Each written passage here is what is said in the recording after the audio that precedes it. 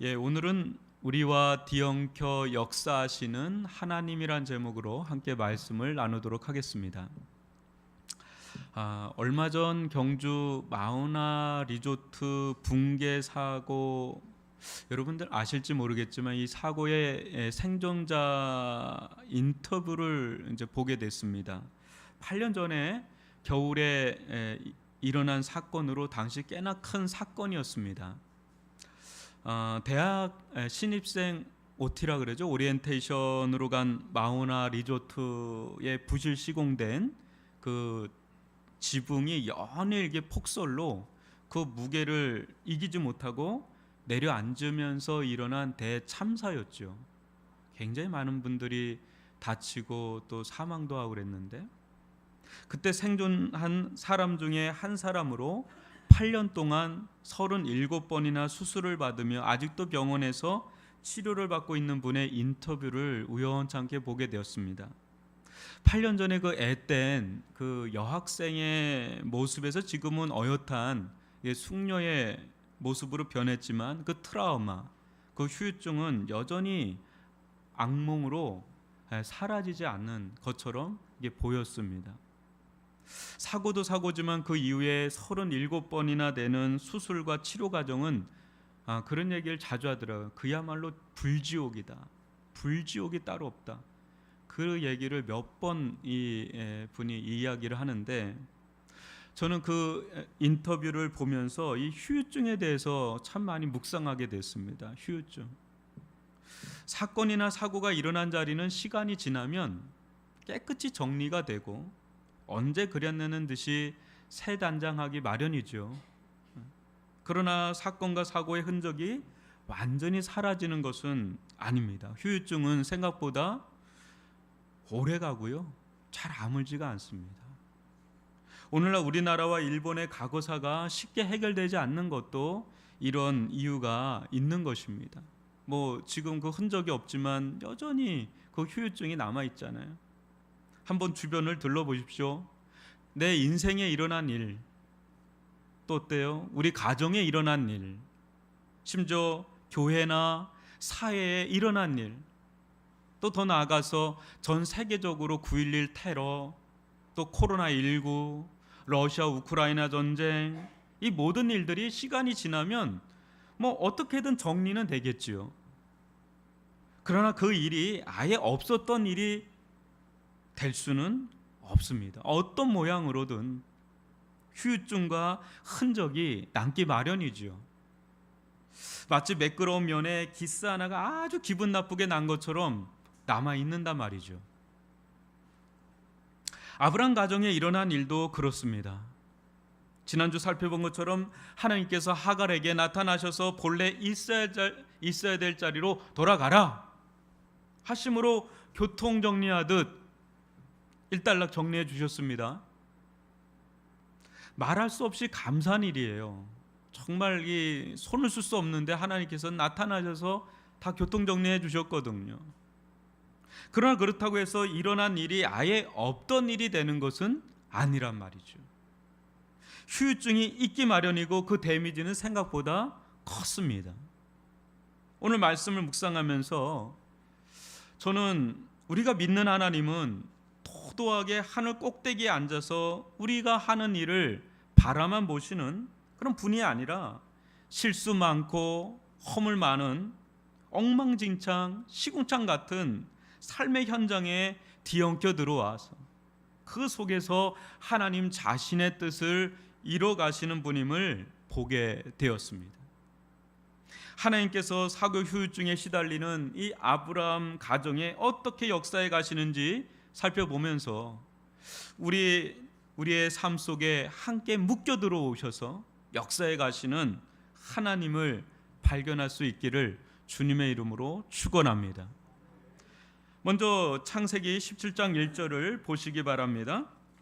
아브라함이 99세 때에 여호와께서 아브라함에게 나타나서 그에게 이르시되 나는 전능한 하나님이라 너는 내 앞에서 행하여 완전하라. 이스마엘을 낳은 지도 언 13년이 지난 어느 날이었습니다. 하나님께서 느닷없이 아브라함에게 나타나셔서 하시는 말씀이 나는 전능한 하나님이라 너는 내 앞에서 행하여 완전하라 하십니다. 여러분은 이 대목을 보시면서 무슨 생각이 드십니까? 목사님 아무 생각이 안 나는데요. 저는 오래전 이 대목을 읽으면서 한동안 눈을 떼지 못한 기억이 있습니다. 이유는 바로 위의 구절이 창세기 16장 16절이거든요.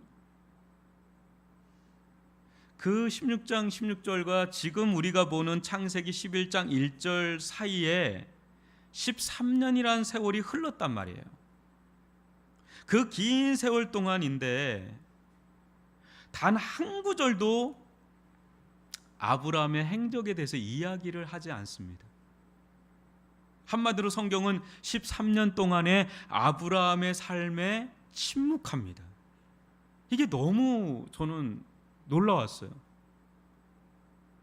언뜻 보면 13년 동안 아브라함의 삶은 없는 것이나 다름없는, 뭐 기분 나쁠지 모르겠지만 쓸 것도 없는 그런 시간이었다고 평가하는 것처럼 그렇게 보이는 거예요. 자, 생각해 보십시오. 아브라함이 하나님께 부름받은 게 나이가 몇 세예요? 여러분 75세잖아요. 그죠? 그리고 이스마엘을 낳은 것은 몇 세예요? 86세. 그 10년 동안 하나님은 아브라함에게 일어난 이야기를 창세기 12장부터 시작해서 16장까지 성경 지면을 자그마치 몇 장을 하래요? 5장을 할애해서 서술케 합니다. 세계를 호령하던 자들의 웅장한 이야기가 이때 얼마나 많았겠어요? 근데 성경이 단 한 줄 주는 것을 아까워하는 것을 본다면 상당한 지면을 아브라함 이야기에 10년의 이야기에 할애를 한 거죠. 5장이나. 그러나 여러분 보세요.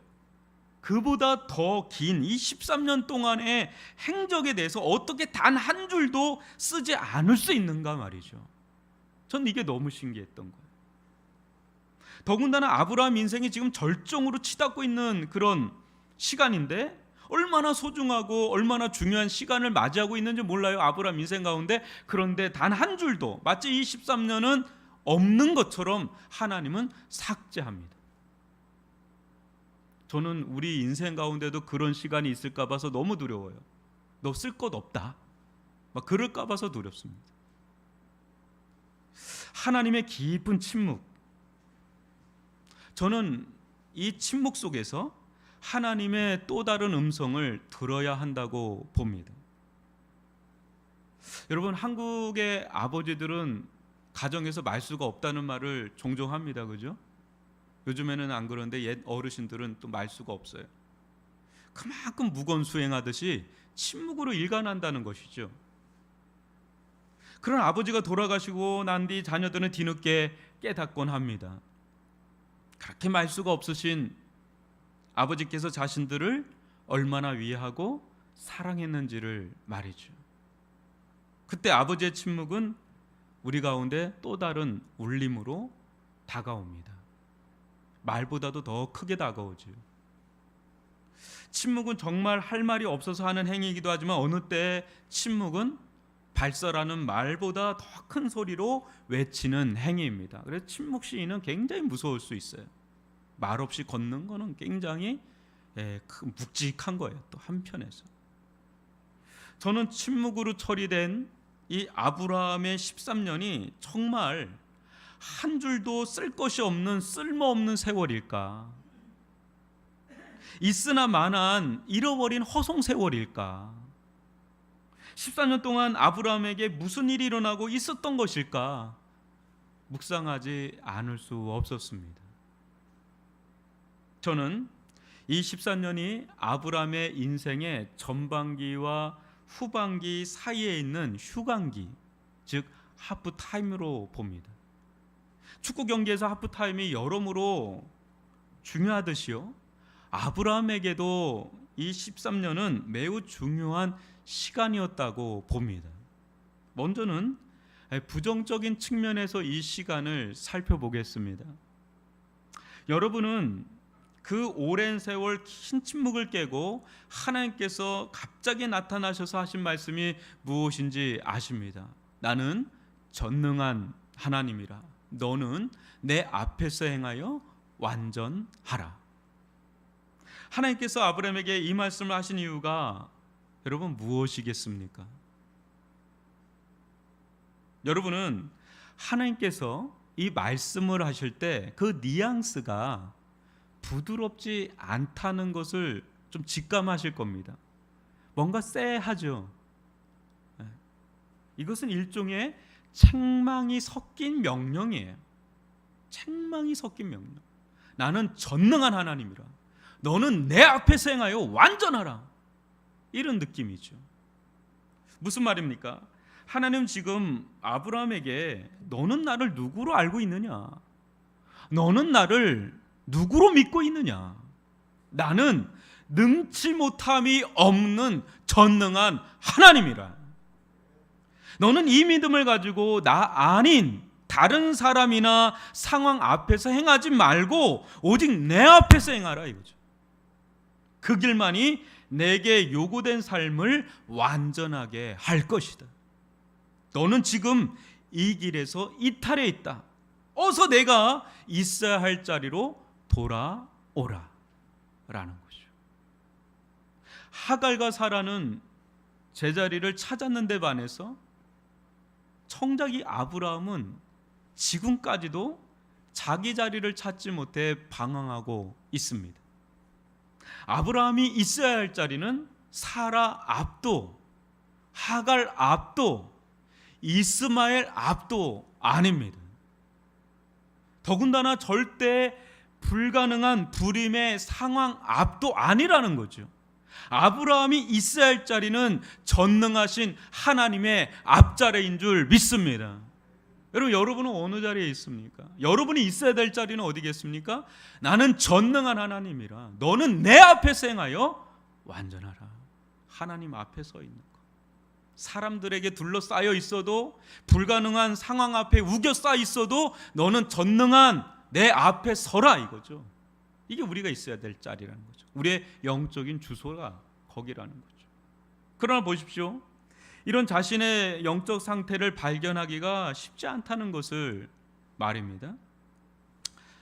여러분은 이 13년 동안 아브라함이 어떻게 살았을 것 같습니까? 정말 쓸모없이 살았을까요? 쓸 것도 없이 그렇게 쓸모없이 살았을까요?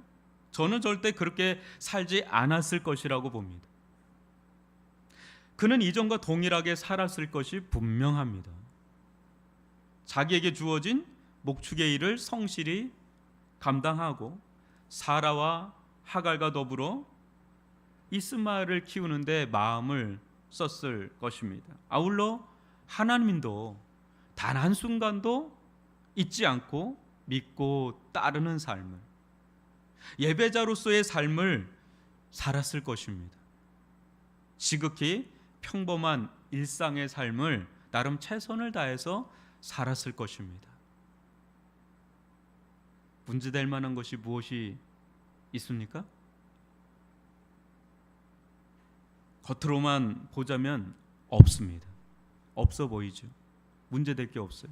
노 프라블럼이죠. 그러나 영적 후유증이 남아 있었습니다. 그것은 이스마엘입니다. 여러분, 만약 이스마엘이 없었다면 아브라함이 이 13년을 어떻게 살았을 거라고 여러분 짐작할 수 있을까요? 어떻게 살았을까요? 이스마엘이 없었다면. 이것은 역으로 이스마엘이 있는 이 13년을 아브라함이 어떻게 살았을지 유추해 볼 수 있게 합니다. 여러분, 아브라함에게 이 이스마엘이란 존재가 있고 없고는 엄청난 차이가 납니다. 이스마엘의 존재로 인해 아브라함은 더 이상 믿음에 분투하는 삶을 살지 않았습니다. 이스마엘로 인해 타국 생활에서 오랜만에 삶의 여유로움, 편안함, 안정감을 가졌을 것입니다. 이게 얼마만인가? 이게 얼마만인가? 더 이상 아둥바둥하지 않아도 되는 삶, 조바심 내지 않아도 되는 삶, 일종의 인생 보험이 들어있잖아요. 인생의 안전장치가 주어졌잖아요. 이스마엘, 그렇게 원하고 바라는 자녀 하나 얻었잖아요. 이제 다 됐죠. 뭐 남부러울 것도 없고. 이때부터 서서히 현실에 안주하는 삶을 살았을 것입니다. 이는 곧 믿음에서 이탈하여 서서히, 아주 서서히 믿음이 새나가는지도 모르고 새나가는, 믿음이 약화되는 역할을 하였을 것입니다. 이스마엘이 자라가면 갈수록 이 증세는 더 심해졌을 것입니다. 이것을 우리가 무엇으로 알 수 있을까요? 그것은 14년의 세월로 알 수가 있습니다. 여러분, 아브라함은 하나님께서 13년 동안 나타나지 않아도, 13년 동안 어떤 말씀을 하지 않으셔도 아무런 문제의식이 없이 그냥 보냈습니다. 여러분 한번 생각해 보세요. 13년 동안 여러분 인생 가운데 하나님께서 단 한 번도 나타나 주시지 않는다면, 만나 주시지 않는다면, 또 우리들 가운데 어떤 말씀도 13년 동안 어떤 말씀도 하시지 않고 그 어떤 친밀한 교제도 없다고 생각해 보십시오. 이보다 더 끔찍한 일이 있을까요? 13년 동안 하나님은 나를 만나주시지 않고 나에게 어떤 말씀도 하시지 않고 나와 어떤 관계도, 친밀한 교제도 나누지 않는 그 13년을 보내라고 한다면 여러분, 그건 감옥보다 더 고통스러운 거죠. 그런데 믿음의 조상 아브라함이 그랬던 거예요. 그렇게 13년을 보낸 거예요. 그럼에도 그는 그 어떤 문제의식이 없어요. 놀랍지 않아요? 그는 하갈이 광야에서 하나님께 호소하고 부르짖고 통곡하는 것처럼 하나님께 부르짖어야 했습니다. 하나님 왜 나를 만나주시지 않습니까? 하나님 왜 내게 말씀을 주시지 않습니까? 하나님, 저는 주님과 교제가 끊기면 그건 저는 죽은 것과 같습니다. 이렇게 통곡을 하고 애원을 해야 되는데 그런 장면이 단 한 장면도 없어요. 깊은 영적 침체에 빠져 있었던 것입니다. 그렇다고 그의 삶이 막 무너지거나 망가졌느냐? 아니에요. 여러분, 영적 침체에 빠졌다고 해서 여러분들의 가정이나 인생이 막 망가지고 무너져서 벌써 두 손 들고 하나님 앞에 나오죠. 그러지가 않는다는 거예요. 문제는 나름 아주 잘 살았습니다. 아브라함, 하나님의 사명만 잊으면 인생 나름 꽤 괜찮게 돌아가고 있는 중이에요. 보십시오. 당시 세상적으로 볼 때 그에게 무엇이 부족한 것이 있는지 말입니다. 그는 부자예요. 그는 자녀도 있어요. 그는 모든 걸 다 이룬 사람이에요. 나름 꽤 괜찮게 돌아가고 있는 중에 그렇게 13년을 보냈어요. 하나님의 말씀을 이루는 사명인의 삶에서 벗어나 소시민적 삶에서 믿음은 그렇게 절실한 것이 아니게 됩니다. 믿음이 없다는 게 아니에요. 믿음이 절실하지가 않는 게 돼버려요. 하나님을 의식하며 그의 존전 앞에 서는 삶도 그렇게까지 가치 있는 것이 아니게 됩니다. 뭐 굳이 그렇게 살 필요 있어? 그냥 하나님 믿으면 됐지? 그렇게 아둥바둥 살지 마. 그냥 하나님 믿으면 돼. 그렇게 13년 보내는 거죠. 시간 꽤 금방 갑니다. 모든 것이 상대해야 되는 순간은 한순간이고 그 기간은 생각보다 길게 갈 수가 있습니다. 아브라함의 마음은 온통 대체자 이스마엘로 꽉 차 오르는 세월이 13년 지나간 거죠. 금방 지나갑니다. 이 상황을 긍정적인 측면으로도 살펴보겠습니다. 우리는 아브라함도 아브라함이지만 하나님께서도 왜 이 긴 13년이라는 시간을 내버려 두셨을까 생각해 보지 않을 수 없습니다. 하루라도 빨리 나타나셔서 아브라함을 믿음의 길로 돌아오게 하면 더 낫지 않았을까 싶은 거죠. 하나님 빨리 아브라함 빨리 이렇게 영적 침체에서 빨리 끄집어내서 믿음으로 살도록 해야 되는 거 아닙니까? 근데 하나님도 그냥 내버려 두시거든요. 여기서 우리는 두 가지를 보아야 할 것 같습니다. 하나는 이스마엘의 양면성이에요. 이스마엘의 양면성. 분명 이스마엘은 아브라함의 믿음을 약화시키는 측면이 있습니다. 그죠? 하지만 역설적으로 한 단계 더 도약할 수 있도록 준비시키는 측면도 있습니다. 보십시오. 아브라함은 하갈로부터 광야에서 만난 하나님의 이야기를 들었습니다. 내가 이렇게 갔는데 여기서 하나님의 천사를 만났고 이래서 다시 돌아오게 됐습니다. 이 이야기를 분명히 했거든요. 그 이야기를 듣고 난 뒤에 아브라함은 하갈의 말대로 자녀 이름을 뭐라고 지어요? 이스마엘로 짓습니다. 들었다는 거죠. 하갈에게 일어난 일도 이스마엘이란 이름도 모두 하갈 당사자에게만 중요한 것이 아니라 이 모든 것은 실은 아브라함에게 주어진 하나님의 메시지였다는 거죠. 하갈에게 일어난 사건, 또 이스마엘의 이름은 아브라함에게 주는 하나님의 메시지였습니다. 여러분, 이스마엘이라는 이름의 뜻이 무엇입니까? 이스마엘. 하나님께서 내 고통을 들으셨다. 하나님께서 내 고통을 들으셨다. 아브라함이 장장 13년 동안 가정에서 이스마엘이라는 이름을 얼마나 불렀을까요? 야 이스마엘아 일로 와봐. 야 이스마엘아 일로 와. 얼마나 불렀을까요? 그때 그것이 어떤 의미겠습니까? 이 가정에서 이 애, 또 이 애의 이름은 다 뜻이 있고 사연이 있는 이름이고 애인데 이 애의 이름을 부를 때마다 이 애를 볼 때마다 예산일로 다가오지 않았을 것이죠. 이스마엘. 이 아이의 존재와 이름은 하갈뿐 아니라 아브라함에게도 사라에게도 다 적용되는 것이었습니다. 하나님께서 내 고통을 들으셨다. 하갈만 아니라 사라의 고통도 들으시고 아브라함의 고통도 들으시는 하나님께서 내 고통을 들으셨다. 하나님께서 내 고통을 들으셨다. 하루에도 수십 번을 이 이스마엘의 이름을 부르게 하셨잖아요.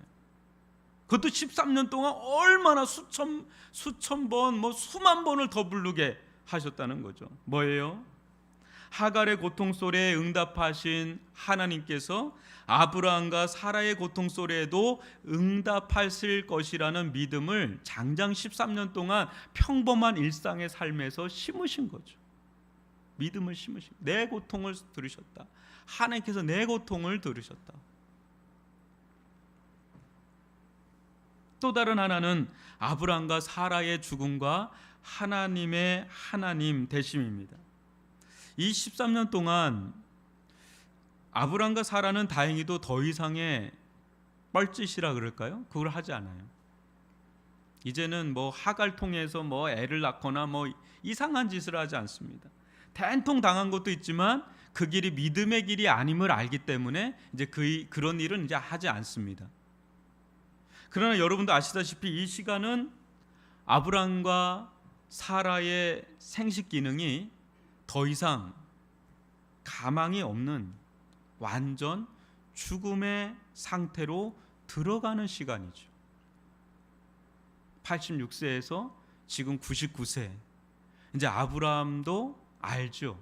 자기 몸이 이제는 어떤지를 알고, 사라도, 심지어는 하갈도, 온 집안 사람도 다 알죠. 우리 주인의 태가 끊겼다. 이제 더 이상 가망이 없다. 그러나 누구보다 이 사실을 잘 아시는 분은 다름 아닌 하나님이셨습니다. 그럼에도 하나님은 13년 동안 아무런 일도 행하지 아니하시고 그냥 철저히 그냥 내버려 두십니다. 왜죠? 왜 내버려 둘까요? 좀 할 만한 가능성이 있을 때 좀 하게 하셔야 되는데 그냥 죽도록 내버려 두십니다. 철저히 죽이시는 겁니다. 왜요? 하나님께는 이 아브라함과 사라가 설 죽는 것이 아니라 완전히 죽는 시간이 필요했던 거죠.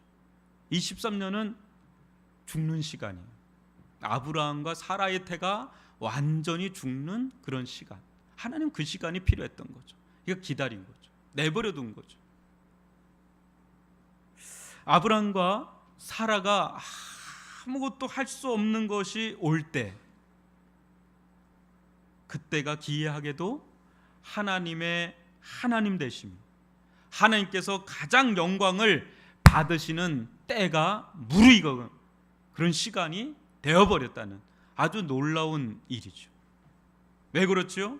인간의 철저한 무능의 자리에 전능하신 하나님의 영광이 가장 온전하게 드러나는 자리이기 때문에 하나님은 인간이 아무것도 할 수 없는 그때를 기다리다가 그때가 왔을 때 비로소 하나님은 당신의 어떠함을, 당신의 능력과 영광을 드러내는 기회로 삼는 하나님의 놀라운 계획이 있다라는 것을 우리는 이 대목에서 보게 됩니다. 사도 바울은 이때 아브라함의 믿음의 진전을 다음과 같이 말합니다. 여러분 로마서 4장 19절로 21절을 볼까요? 이 믿음이 뭔가를 한번 우리에게 보여주는 대목인데, 그가 100세나 되어 자기 몸이 죽은 것 같고 사라의 태가 죽은 것 같음을 알고도 믿음이 약하여지지 아니하고 믿음이 없어 하나님의 약속을 의심하지 않고 믿음으로 견고하여져서 하나님께 영광을 돌리며 약속하신 그것을 또한 능히 이루실 줄을 확신하였으니. 아멘. 인간적으로 기대할 만한 것이 아무것도 없는 그때에 믿음은 더 강해지는 이런 일이 일어나는, 확신에까지 이르게 되는 이런 일이 일어나게 되는 아주 놀라운 일이 일어나죠. 하나님께서 아브라함과 사라의 생식 기능이 완전히 죽었을 때 나타나셔서 하신 가장 큰 일은 그의 상황과는 정반대가 되는 이 약속의 말씀, 그 약속의 말씀을 주심으로 믿음을 심으시는 것입니다. 여러분 창세기 17장 3절로 8절을 다시 한번 교독으로 읽어보겠습니다. 아브라함이 엎드렸더니 하나님이 그에게 말씀하여 이르시되 보라 내 언약이 너와 함께 있으니 너는 여러 민족의 아버지가 될지라. 이제후로는 내 이름을 아브라함이라 하지 아니하고 아브라함이라 하리니 이는 내가 너를 여러 민족의 아버지가 되게 함이니라. 내가 너로 심히 번성하게 하리니 내가 내게서 민족들이 나게 하며 왕들이 내로부터 나오리라. 내가 내 언약을 나와 너 및 내 대대 후손 사이에 세워서 영원한 언약을 삼고 너와 내 후손의 하나님이 되리라. 내가 너와 내 후손에게 내가 거류하는 이 땅 곧 가나안 온 땅을 주어 영원한 기업이 되게 하오. 나는 그들의 하나님이 되리라. 아멘. 여러분 생각해 보세요. 25년 전으로 75세 때 아브라함, 그로부터 10년이 지난 86세 때 아브라함이 아니라 지금은 99세, 25년이 지난 아브라함, 100세가 가까이 된 아브라함, 자녀 하나 놓을 수가 없는, 땅 하나가 없는 그에게 하나님은 계속해서 지금도 나타나셔서 하신다는 말씀이 이제 이름까지 계명해 주시면서 아브라함을 여러 민족의 아버지라고, 옛날 버전으로는 열국의 아버지라고, 열국의 아비라고, 이거를 포기하지 않고 계속 이 약속을 심어주시는 거예요. 아니 뭔가 가능성이 있을 때 이 말씀은 와닿을 텐데 가능성이 완전 제로 게임으로 들어가는 이때에 더 놀라운 약속의 말씀을 심어주는, 이거 어떻게 받아들여야 될까? 이때 아브라함은 하나님의 약속의 말씀을 믿음으로 받아들입니다. 이 믿음은 이전의 믿음보다 더 탁월하고 온전한 믿음이라 할 수가 있습니다. 그 믿음을 100세가 될 때 딱 갖게 됩니다. 사랑하는 성도 여러분, 이 아브라함의 믿음의 여정이 우리에게 주는 의미가 무엇일까요? 여러분들 인생 가운데 절대 불가능한 상황에 놓여 있을 때 하나님은 그것을 능히 해주실 수 있는 분이시다, 그런 의미도 있지만은 그것은 우리에게 임한 구원이 무엇인지를 알려주는 거예요. 여러분, 우리가 어떻게 구원받을 수 있을까요? 여러분, 우리가 어떻게 구원받을 수 있을까요? 그것은 역설적으로 자신에게는 구원받을 만한 여지가 조금도 없는, 제 가운데 죽은 자라는 자신의 비참함과 무능함을 철저히 깨달을 때 그때 구원의 은혜가 임해요. 여러분, 로마서 4장 23절로 25절을 보면서 사도 바울이 아브라함의 이야기를 어떻게 적용하고 있는지 이 대목을 봐야 돼. 이 대목이 핵심이거든요. 한번 잘 보세요. 한번 교독으로 읽어봅니다. 그에게 의로 여겨졌다 기록된 것은 뭐래요? 아브라함만 이해한 것이 아니래요. 그 다음에 중요하겠죠? 24절 읽어주세요. 의로 여기심을 받을 우리도 위하니니 곧 예수 우리 주를 죽은 자 가운데서 살리신 이를 믿는 자니라. 예수는 우리가 범죄한 것 때문에 내줌이 되고 또한 우리를 의롭다 하시기 위하여 살아나셨느니라. 수많은 사람들이 자기 스스로 의롭게 살 수 있다고 여기면서 자기의, 자기 열심, 자기 교만 속에 빠져 삽니다. 그때 구원자는 철저히 자기 자신이죠. 내가 잘나야 되는 거예요. 내가 잘해야 되는 거예요. 그래야 하나님께 구원받을 수 있는 것 같이 생각이 드는 거예요. 아니에요.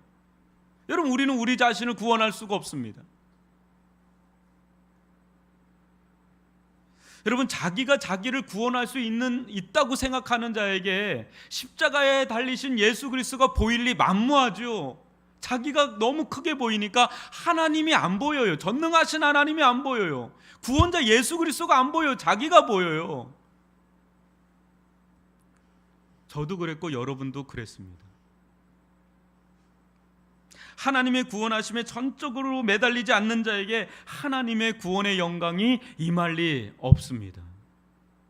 구원은 자기 안에 의로움이라고는 조금도 없이 불의한 죄 가운데 철저히 죽은 자임을 깨달은 자에게 임하는 하나님의 전적인 은혜요, 능력이요, 영광입니다. 여러분, 언제 예수님을 만났습니까? 언제 구원하시는 하나님을 만났습니까? 우리가 뭔가 있을 때가 아니에요, 여러분. 내가 죄 가운데 완전 죽은 자구나. 나는 소망도 없고 가능성도 없고 가망도 없고 나는 무능한 자구나. 물론 세상에서의 일은 여러분들 무능하지 않을 수 있어요. 실패하지 않을 수 있어요. 그러나 영적으로 나는 완전히 파산된 자라는 걸 깨달을 때 그때 비로소 십자가에 달리신 예수 그리스도가 보이게 되는 줄 믿습니다. 그때 비로소 아브라함처럼 하나님 앞에 바짝 엎드리게 되는 은혜를 누리게 되죠. 그때 비로소 우리는 진정한 예배자로, 경배자로 거듭나게 되는 은혜를 누리게 되면서, 여러분, 부활하신 예수님을 만날 때, 십자가에 달리신 예수님을 만날 때, 구원하시는 예수님을 만나게 될 때 우리는 진정한 예배자가 되는 것입니다.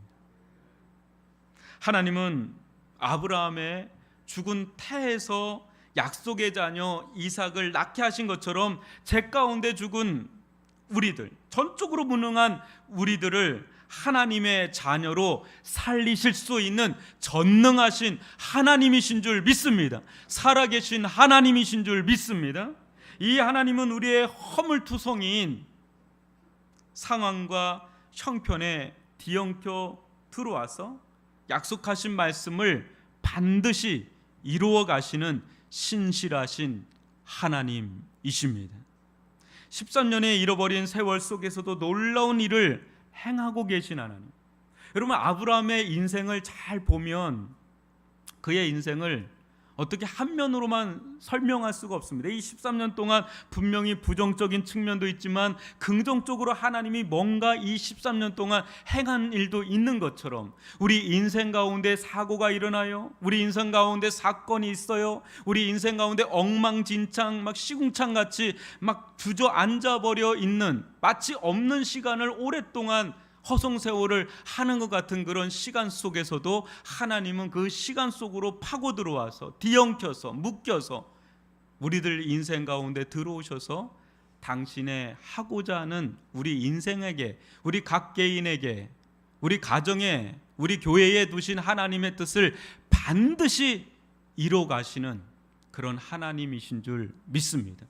그렇기 때문에 이 하나님을 믿고 하나님 앞에서, 전능하신 하나님 앞에 온전한 삶을 살고자 다짐하고 결단하는 저와 여러분이 될 수 있기를 주님의 이름으로 축원합니다.